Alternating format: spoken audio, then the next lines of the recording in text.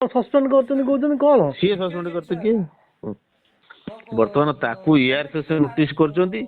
ସେ 8 ତାରିଖରେ ପାଇଛି, ତେଣୁ ସିଏ ଆଉ 11 ମାସ ପାଖରୁ ସେ ସଭାପତି ଜୋର ଜବରଦସ୍ତ ତା ପାଖରେ ରଖିଛି। ତେଣୁ ସଭାପତି ଅନୁସାରେ ତାର ଲେଖିବ କହୁଛୁ।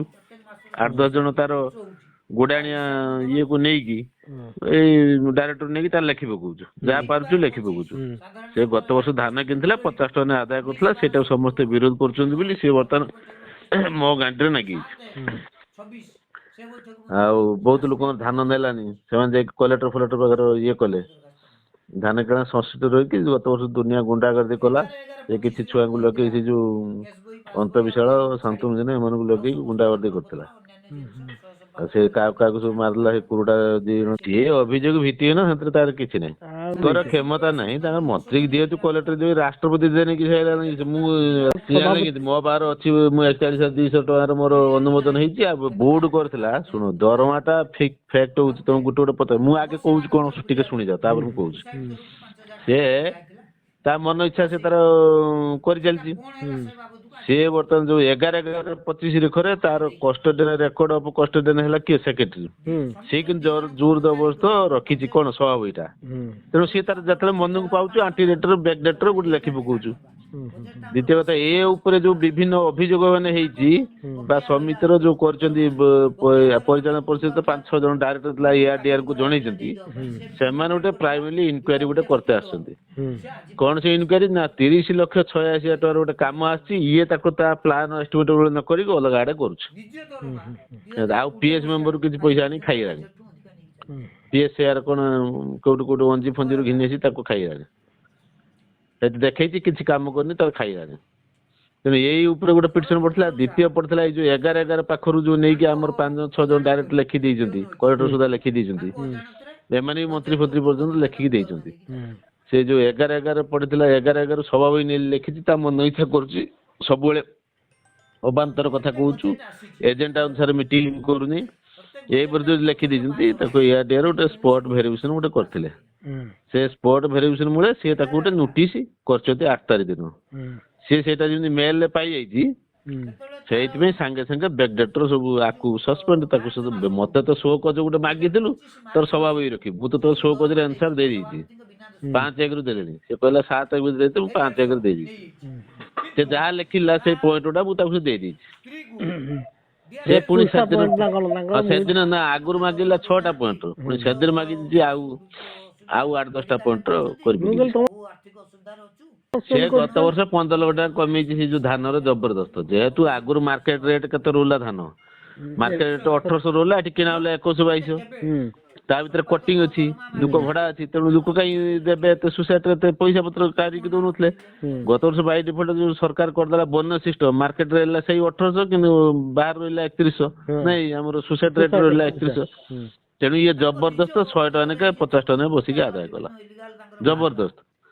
ତେଣୁ ତା ବିରୁଦ୍ଧ ଯୋଉ ଦିଆ ହେଇଛି ସବୁ ଲେଖିକି, ହଁ ସୋସାଇଟି ଦବ, ଆମେ ସୋସାଇଟି ଚାକିରି କରୁଛେ, ଆମେ ଦବ ନା ବ୍ୟାଙ୍କ ଦବ ନା? ସୋସାଇଟି କଣ ଦିଏ ମାନେ ସୋସାଇଟି ପଇସା ନା କଣ? ବ୍ୟାଙ୍କରୁ ପଇସା ନଉଛନ୍ତି ଫାଇନାନ୍ସ, ତାହେଲେ ମୁଁ କାମ କରିଦିନି ନା କଣ? ନା ମୁଁ ଅଫିସ ଯାଉନି, ତାର କେଠି ଯାଉଛି ନାହିଁ? ମୁଁ ଚିତ୍ତଳ ସୋସାଇଟିର ସେକ୍ରେଟାରୀ ଅଛି ନା କାମ କରୁନି? ପ୍ରେସିଡେଣ୍ଟ ତା ଦସ୍ତଖତ ନ ମାରିବ, କହିଲେ 1,00,000 ଟଙ୍କା ଦେ, ମୁଁ ଦସ୍ତଖତ ମାରିବି, ମୁଁ କଣ କରିବି? ସେ ମାଗିବ ଦେ 1,00,000 ଟଙ୍କା ଦେ, ତୁ ବଢା ଦରମା ନବୁ, ମତେ 1,00,000 ଟଙ୍କା ଦେ। ତାପରେ ଦରମା ବିଷୟରେ ଗୋଟେ ଶୁଣ, ସିଷ୍ଟମ ହଉଛି ତମର ସୋସାଇଟିର ଗୋଟେ ବଜେଟ ବୈଠକ ବସିବ। ସେ ବୈଠକରେ ଲେଖା ହେଇଛି ମୋର 45,167 ଟଙ୍କା ମୁଁ ନବା ପାଇଁ ଧାର୍ଯ୍ୟ, ଏଜ ପାର 6th ପେ ଅନୁସାରେ, ବୁଝିପାରିଲେ କି? କିନ୍ତୁ ବ୍ୟାଙ୍କ ଦେଲେ 41,200। ମୁଁ 41,200 ଯେମିତି ନେଲି, ସିଏ କହୁଛି ମୁଁ ଅଧିକା ନେଇଗଲି। ତୁ ବା ଦେଇଛୁ 45,167। ମନେକର ତମେ ମତେ ଛାଡିଲ ବାଲେଶ୍ୱର, ମତେ କହିଲେ 200 ଟଙ୍କା ଖର୍ଚ୍ଚ କରିବୁ, ମୁଁ ତ 150 ଟଙ୍କା ଖର୍ଚ୍ଚ କରିଛି। ଆଫାର ଅସୁବିଧା କିସ ହେଲେ? ହଁ, ତାଲା ମାରୁଛୁ 7 ତାରିଖ ଦିନ ତମର ବୋର୍ଡ ବୈଠକ କଣ କରିଥିଲ? ବୋର୍ଡ ବୈଠକଟା ମୁଁ ଡାକିବି, ସିଏ ଡାକି ପାରିବନି। ଯେକୌଣସି ଜାଗାର ପଞ୍ଚାୟତ ବୈଠକଟା କିଏ ଡାକିବ? ଆରେ ସରପଞ୍ଚ ପ୍ରିଜାଇଡିଂ କରିବ, ତା ବୋଲି ନା କଣ ସରପଞ୍ଚ ଡାକିବ? ନୋଟିସ ଟା କିଏ ଲେଖିବ? ପିଓ ଲେଖିବ। ଆଉ ସିଏ ତାର ମନକୁ ସବୁ ବୋର୍ଡ ବୈଠକ ଡାକିବ, ଚାଷୀ କମିଟି ବୈଠକ ଡାକିବ।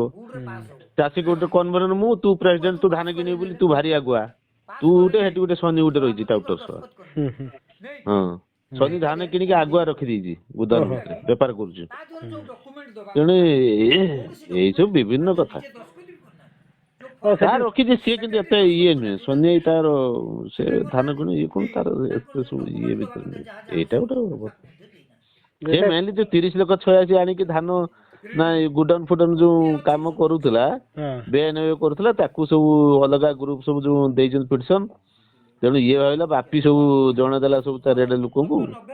ଆଉ ଦ୍ୱିତୀୟ କଥା ହଉଛି ଏଇ ଯୋଉ ଗତ ବର୍ଷ ଯୋଉ ଧାନ କିଣୁଥିଲା ଯୋଉ ପଇସା ପତ୍ର ଆଦାୟ କଲା ମୋ ଉପରେ ସବୁ ଆକ୍ସନ ହେଲା ନା ଯେହେତୁ ମୁଁ ପରଚେଜ ଅଫିସର ମତେ ହେଲା ମୁଁ ତା ପଚାରିନି ମୁଁ ମୋ ଉପରେ ଆକ୍ସନ ହଉଛି ବର୍ତ୍ତମାନ ସେମିତି ହେଇପାରିବନି। ତେଣୁ ସେ କାର୍ଡ ବାପି ରହିନେ ପୁଣି ଧାନ ପରଚେଜ ଅଫିସର ବାପି ଆମକୁ ପଶେଇବନି ସେ ସେଇଥିପାଇଁ ତା ଆଗୁଆ ସବୁ ସେ ଗୋଟେ ପୂର୍ବରୁ ଏମପି କତରୁ ଲେଖି ଆଣିଥିଲା ଅଭିମନ୍ୟୁ ସେଠି କତରୁ ଡିଓ କୁ ଦିଆଯାଉ ଚାର୍ଜ ତାକୁ ପୁଣି କଲେକ୍ଟର ନାକଚ କରିଦେଲେ ହେଇପାରିବନି ପରଚେଜ ଅଫିସର। ତେଣୁ ନାକଚ କରିଦେଲେ ତେଣୁ ବର୍ତ୍ତମାନ ଅଯଥା ତେଣୁ ଏଟା ସେଟା ସେଟା ଏଇଟା ଦେଖେଇକି ଗୋଟେ ବାହାନା ଆଉ ଏଠି ଖାଇଛି ସେଠି ଖାଇଛି ଦସ୍ତଖତ କରୁଛୁ ଯଦି ଏଠି ଖାଇ ସେଠି ଖାଇଛି।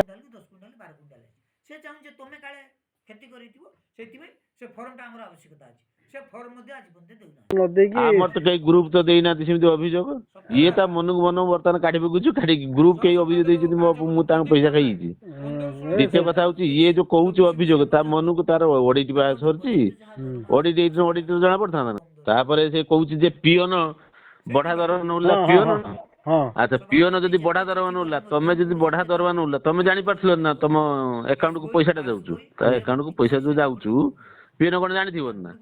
ଆଉ ପିଅନ 4 ବର୍ଷ ହେଲା ନଉଛି କି ମୁଁ ନଉଥିଲି ପିଅନ ଜାଣିଛି ନା ପିଅନ ଜାଣିଛି ଯଦି ତାହେଲେ ପିଅନ ଏବେ ଜବରଦସ୍ତ ପିଅନକୁ କହିଛି ତତେ ମୁଁ କାଟିଦେବି କି କରିତେ କଣ କହିଥିବ ତାକୁ ଗୋଟେ ଦେଖେଇଥିବ କି ପ୍ରଲୋଭନ ଦେଖେଇଥିବ। ତେଣୁ ସେ ସେଇଠୁ କହିଦେଇଛି ଯେ ମୁଁ ବଢା ଦରମା ମୁଁ ବିଷୟରେ ମୁଁ ଜାଣି ନାହିଁ ନା ଜଣେ ଜାଣିପାରିଲେନି ତା ଦରମାଟା କେତେ ସେ ନଉଛି କେତେ ସେ ଜାଣିପାରିଲାନି ଚାକିରି କରତେ ଆଇଛି ଅବାସ୍ତବ କଥା ସେଟା ସବୁ। ତାପରେ ତୁ ଦସ୍ତଖତ ମାରୁଥିଲୁ ଯୋଉ ବଢା ଦରମା କହୁଛୁ ବର୍ତ୍ତମାନ ତୁ କହୁଛୁ ତୁ ପୁରା ଦସ୍ତଖତ ମାରିଛୁ। ସେ କହୁଛ ମୁଁ ଦସ୍ତଖତ ମାରିନି ନା ନା ମାର୍ଚ୍ଚ ଫେବୃଆରୀ 25 ପର୍ଯ୍ୟନ୍ତ ସେ ଦସ୍ତଖତ ମାରିଛି। ମୋର 24-25 41,200 ହେଇକି ଆସିଛି ଏ ବର୍ଷ ବଜେଟ ହେଇନାହିଁ କି ଯାଇନାହିଁ ହେଲା। ଯଦି ନ ମାରିଛି ଦେଖ ଫେବୃଆରୀ ମାସ ପର୍ଯ୍ୟନ୍ତ ସେ ଦସ୍ତଖତ କରିଛି କି ନାହିଁ ଦେଖ ଫେବୃଆରୀ 25 ପର୍ଯ୍ୟନ୍ତ ଦସ୍ତଖତ କରିଛି କି ନାହିଁ। ତା ପରଠାରୁ ସେ କହୁନି ଯେ ତୁ ଯଦି ବଢେଇକି ନେବୁ ମତେ £1,00,000 ଦେ ଏଇଟା ମାଗୁଛି। ତେଣୁ ଏବେ ବୁଝିପାରିଲେ ଜିନିଷଟା ସେ ଅଡିଟ ସରିଛି ସେ ଅଡିଟ ରିପୋର୍ଟ ସେ ଦସ୍ତଖତ ମାରିଛି।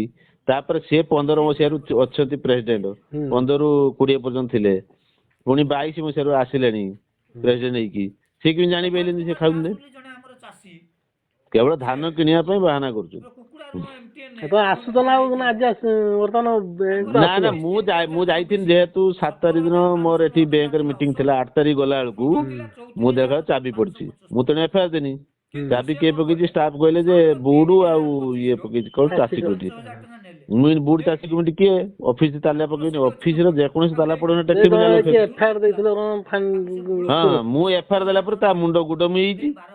ତେଣୁ ସେ ସେଠୁ କିଛି କରିଛି ନା ଚାଲି ଯାଇକି ଖାଲି ପୁଣି ତାଙ୍କ ଉପରେ ପୁଣି ଲୋକଙ୍କୁ ଡାକିକି ବସେଇଦେଲା ପରେ ପୁଣି 8/1 ଯେମିତି ପଳେଇ ଆଇଲା ନୋଟିସ ସେଇ 8 ତାରିଖ ଦିନ ମୁଁ ଦେଲା ପରେ ପୁଣି ନୋଟିସ ଯେତେବେଳେ ପଳେଇ ଆଇଛି 15 ତାରିଖ ଦିନ ଅଛି ହିୟରିଂ ବୋଲି ସେଇଥିପାଇଁ ତା ଆଗୁଆ ନିଜେ ସବୁ ସସ୍ପେଣ୍ଡ କରୁଛି। ତାପରେ ସସ୍ପେଣ୍ଡ କରିବା ପାଇଁ ତାର କ୍ଷମତା ନାହିଁ 9/6/25 ର ରେଜିଷ୍ଟର ସର୍କୁଲାର ବେଳେ କମନ କେଟରେ ଏନଫୋର୍ସମେଣ୍ଟ ହେଇଯାଇଛି।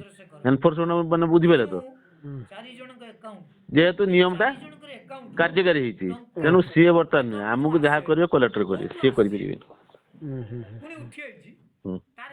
ଏଠି କଲ୍ୟାଣୀରେ କେମିତି ହଉଛି ଯୋଉ ଆମେ ଡିଓକୁ ଫେରେ ପ୍ରେସିଡେଣ୍ଟ ବାହାର କରିଦଉଛି କେମିତି ଡିଓ ପରା ମୁଁ ଏନି କଣ କନି ତମେ ସେକ୍ରେଟାରୀ ଶୁଣ ତମେ ବୁଝ ସେକ୍ରେଟାରୀ ହେଲା ମୁଁ ଯୋଉ ଅଛି ସେକ୍ରେଟାରୀ ସେଟା ଶରତ ସେକ୍ରେଟାରୀ ଅଲଗା ମୁଁ ଅଲଗା ବୁଝିପାରିଲେ କାରଣ ଆମେ ଯଦି ପରମାନେଣ୍ଟ ସେକ୍ରେଟାରୀ ହେଲେ ସେଇ ଯୋଉ ବାହାନଗା ପଣପଣା ବସନ୍ତ ଏଇ ଖନ୍ତାପଡା ଆଉ ସାଉଡୁ ଆଉ ସାସପୁରା ମୁଁ ବରିପଦା କୁଲୁ ଆଙ୍କ ବ୍ୟତୀତ ସେ ଆଳଦା ହଉ କି କଲ୍ୟାଣୀ ହଉ ଇଏ ଯିଏ ସବୁ ଏମାନେ କେହି ଏଇ ଯୋଉ ଅଜୁ ହଉ ଏଇ ଯୋଉ ଶ୍ରୀଜଙ୍ଗ ଏମାନେ କେହି ପରମାନେଣ୍ଟ ସେକ୍ରେଟାରୀ ନୁହନ୍ତି ହେଲା।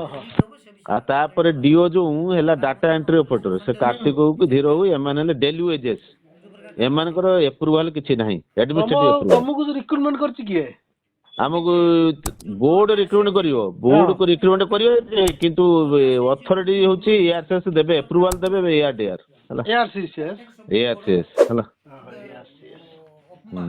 ସିଏ ଏଆରସିଏସ୍ ହଉଛି ଅଥରିଟି, ତେଣୁ ଆମର ଯେହେତୁ ସିଏ ଏପ୍ରୁଭାଲ ଦଉଛନ୍ତି ତେଣୁ ସିଏ ସିନା କଲେ ସସ୍ପେଣ୍ଡ ଆମେ ଯାଇକି ଯାହା କରିବୁ।